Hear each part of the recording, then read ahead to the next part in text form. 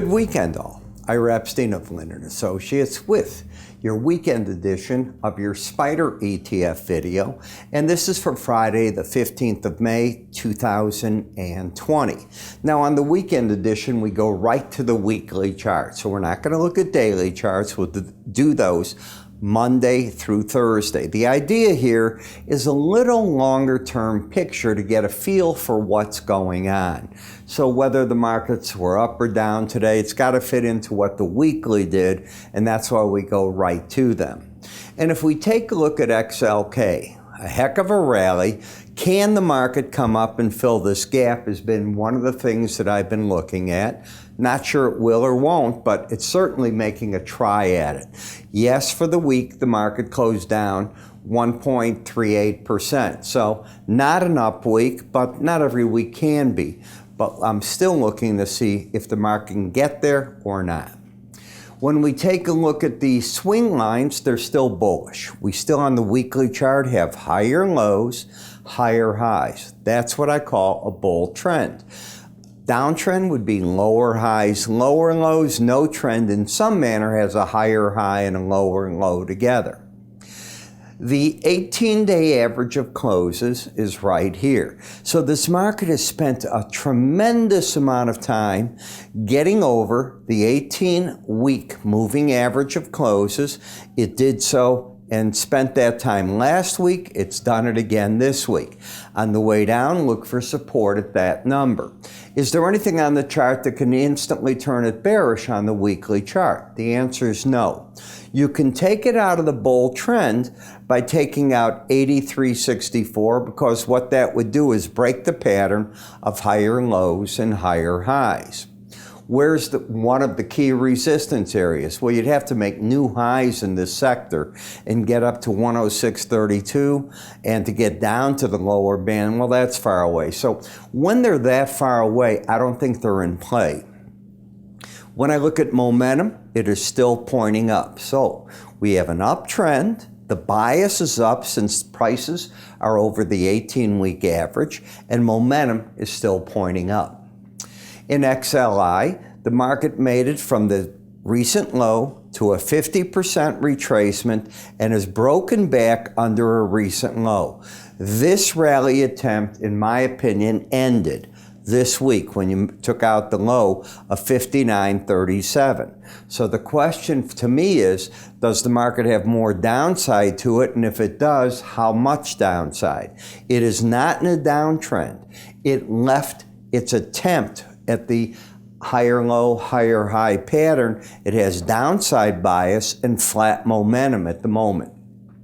When we come to XLE, we're still struggling to go up on the energy sector, SPDR. Higher lows, higher highs, momentum still up, and the market is continuing to stay under this 18-week moving average of closes. So it's a labored rally that has not entered bull territory.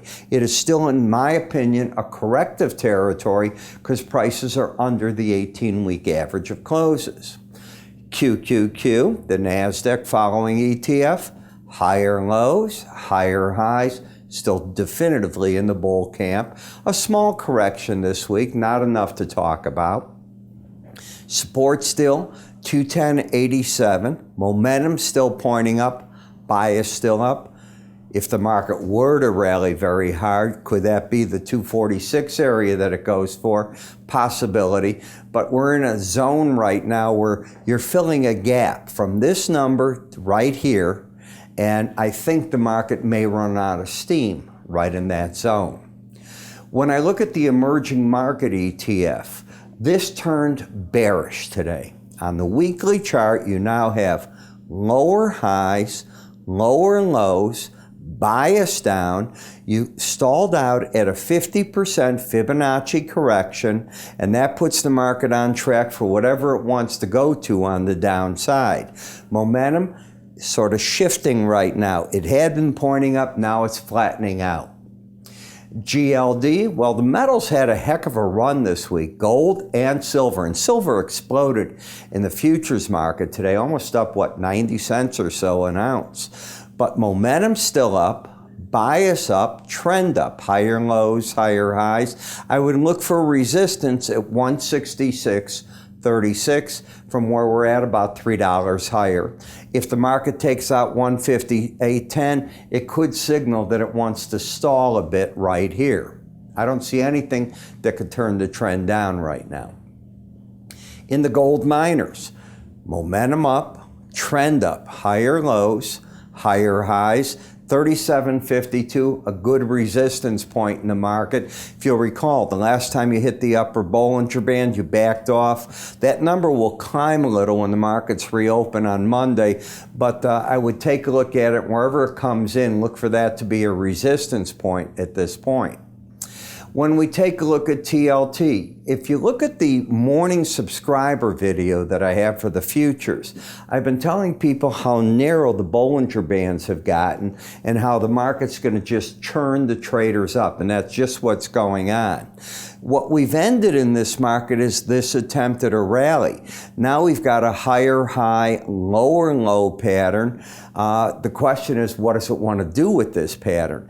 If you get under 162.05, the swing line turns down, but you don't turn bearish on this unless you close under 157.63, and that number will move up on the first print on Monday morning. So you want to see what that number turns out to be. Is there anything that turns the chart instantly bullish? Not really. Because even if you got over 172.15, you have a pattern of a lower low and a higher high. Bias is up, momentum is flat, nothing in terms of the swing line. In the euro, the market had a rally recently, about 3 weeks ago, got up to the 18-week average of closes. I call that the line in the sand. And if you take my charting course, you'll learn the importance of what these moving averages are. What is the trend right now? Well, the trend's interesting. You have higher lows and a higher high. So the swing line's up. The bias is down because you're under the 18-week average. And you're pointing which way? Downward in the slow stochastic. So I'm still looking at this market. If it can get under 101.74, flip-flopping on you and trying to then put in lower highs, a lower low, could make a run, believe it or not, at the 100 level if that occurs. Be a very interesting week in that. What I try to do for you at the end of each day is give you an idea what the spiders are going to do so you get a strategy out of this. Now, I'm the first to tell you that no matter what you do in a spider strategy at the end of the day, you have to wait and see what the futures markets are doing. So I do a morning futures market video as well. That one comes out typically just after 6 a.m., 6:30, something in that general area. Between the two of them, you get a real feel for where the markets are at. I cover, though, in the Spider 27 different markets. You'll see that the ones I cover, and I do it with a touch of fundamentals in there, and then I'll give you the points of entry, exit, what I'm seeing. And the idea is to give you trading confidence. The charts will look just like this. The markets that I'll cover are all these that you see right behind me. And as you know, the spiders, well, those are the different sectors. The one that's tied to the futures market, it's everything else, those ETFs. They will certainly tie in. It's not expensive, folks. $8.95 for 30 days, no contract. You can see if you like it. How do you see this? Go to our website, www.iraepstein.com. Go to research, take a look at it there. I'm Ira. You have a great weekend. I'll see everybody on Monday.